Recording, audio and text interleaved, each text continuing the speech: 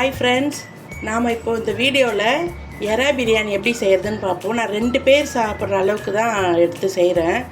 இப்போ வந்து குக்கர் சூடாயிடுச்சு. இப்போ அதில் வந்து 1 ஸ்பூன் நெய் சேர்த்துக்கலாம். கூடவே கொஞ்சம் எண்ணெய், பிரியாணி இலை, 2 ஏலக்காய், ஒரு பட்டை, கல்பாசி கொஞ்சம், ஒரு 3 கிராம்பு, ஒரு மராத்தி மொக்கு, ஒரு ஸ்டார் காஞ்சிருச்சு. நம்ம இப்போ இதை சேர்த்துப்போம். ஸோ இதில் நான் 2 ஆனியன் வச்சுருக்கேன். இந்த 2 ஆனியன் இதில் சேர்த்துப்போம்.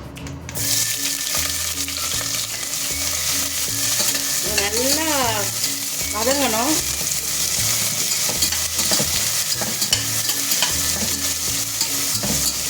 வெங்காயம் எவ்வளோ வதங்குதோ அவ்வளோவும் பிரியாணி நல்லா டேஸ்ட்டு கொடுக்கும். அதனால் பொறுமையாக நல்லா வதங்கணும். வெங்காயம் வதங்கிறதுக்காக நான் கொஞ்சம் கல் உப்பு சேர்த்துக்கிறேன். நல்லா கோல்டன் கலரில், கோல்டன் ப்ரௌனில் நல்லா செவந்து வந்திருக்கு. இப்போ இந்த ஸ்டேஜில் வந்து நம்ம இதில் தக்காளி சேர்த்துப்போம். பெரிய சைஸ் தக்காளி, ஒரு தக்காளி சேர்த்துருக்கேன். நம்ம வந்து இது 2 பேர் சாப்பிட்ற அளவுக்கு தான் செய்கிறோம்.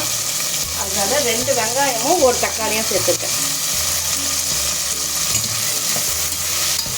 வெங்காயம் தக்காளி 2மே நல்லா வதங்கி வந்திருக்கு. இப்போ வந்து இதில் வந்து நான் ஒரு பச்சை மிளகா 2ஆக கட் பண்ணி இதில் சேர்த்துக்கிறேன். கூடவே ஒரு கைப்பிடி புதினா, கொஞ்சமாக கொத்தமல்லி. இப்போ நான் வந்து இதில் 1 ஸ்பூனு இஞ்சி பூண்டு பேஸ்ட் போட்டுக்கிறேன். ஒரு 1/4 ஸ்பூன் மஞ்சள்தூள், மிளகாத்தூள், தனி மிளகாத்தூள் வந்து ஒரு 1.5 ஸ்பூன் சேர்த்துக்கிறேன். தனியாத்தூள் ஒரு 2.5 ஸ்பூன். காரம் வந்து உங்களுக்கு ஏற்ற மாதிரி நீங்கள் காரம் சேர்த்துக்கலாம். 2 ஸ்பூன் தயிர் போட்டுக்கலாம். நல்லா கிரேவியாக வந்துடுச்சு. இப்போ இந்த ஸ்டேஜில் நம்ம இதில் எறா சேர்த்துக்கலாம். இப்போது பாருங்கள், இந்த எறாவிலேருந்து கொஞ்சம் தண்ணி வந்திருக்கு. நல்லா இதுவே எறா கொக்கு மாதிரி ஆயிடுச்சு. இப்போ இந்த ஸ்டேஜில் நம்ம இதில் தண்ணி விட்டுக்கலாம். நான் வந்து இந்த கப்பில் 1 கப்பு நான் அரிசி எடுத்தேன். அதனால் இதே கப்புலேயே நான் தண்ணி அளந்துருக்கேன். இதில் 1.5 கப்பு தண்ணி சேர்த்துக்கலாம். நம்ம எதில் அரிசி எடுக்கிறோமோ அதே கப்புலேயே நம்ம தண்ணி வந்து 1க்கு 1.5 வச்சோம்னா கரெக்டாக இருக்கும். இது நல்லா பாயில் ஆகி வரட்டும். அதுக்கப்புறம் நம்ம இதில் வந்து அரிசி சேர்த்துக்கலாம்.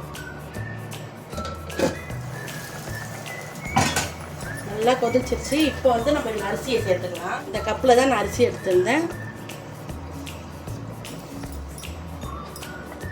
இப்போ வந்து நான் ஒரு 1/2 லெமன் புழிஞ்சு வச்சுருக்கேன்.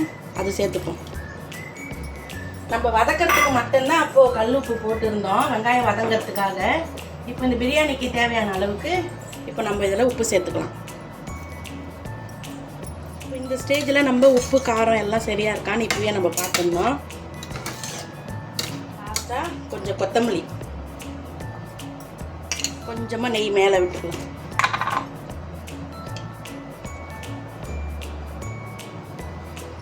லாஸ்ட்டாக கொஞ்சமாக மேலே புதினா கலரிட்டு அப்படியே நம்ம மூடி வச்சிட வேண்டியது.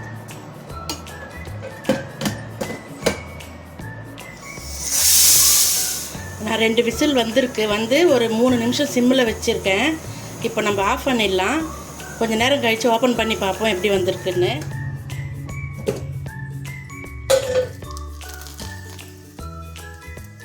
அவ்வளோதான் ஃப்ரெண்ட்ஸ், நம்ம எறா பிரியாணி ரெடி ஆகிடுச்சு. நீங்களும் உங்கள் வீட்டில் இதே மாதிரி செஞ்சு பார்த்துட்டு எப்படி இருக்குன்னு கமெண்ட்டில் சொல்லுங்கள். லைக் பண்ணுங்கள், ஷேர் பண்ணுங்கள், சப்ஸ்கிரைப் பண்ணுங்கள். தேங்க்யூ.